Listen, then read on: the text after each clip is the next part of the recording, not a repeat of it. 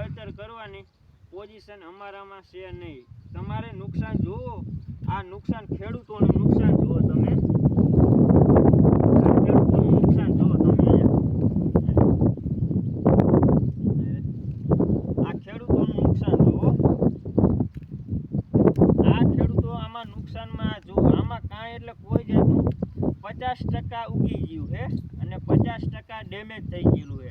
હવે આ આપણે માર્કેટે યાર્ડમાં લઈ જઈએ તો આ યાર્ડમાં અત્યારે ભાવ આના સામાન્ય મારી ગણતરીમાં એવું છે કે 400 થી 500 રૂપિયા આનો ભાવ થઈ શકે. મગફળી આખી 14 વીઘાના વાડીમાં મગફળી છે.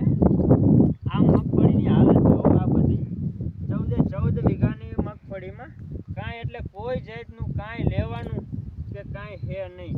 અને અત્યારે આમાં 20% એમ કે 16માં ખોખા રહ્યા છે અને 80% મગફળી ખોળામાં પાર થઈ ગઈ છે. જો આ મગફળી જોઈ લો, પાથર ફેરવી આ જોઈ લો, તમે જોઈ લો આ પાથર.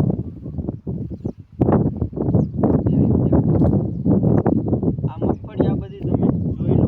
હવે 20% લેવા જઈ, હલર લેવા જઈ, આ તે બધું મજૂર નાખી બધું કમ્પ્લીટ બધું કરી તો આમાં અત્યારે અમારે સામાન્ય નહીં હોય ને તો 15 થી 17,000 રૂપિયાનું આ બધું નુકસાન. એમાં એવું કે હલરનો ખર્ચો, આ તે બધો ખર્ચો છે 20% લેવા જઈએ તો.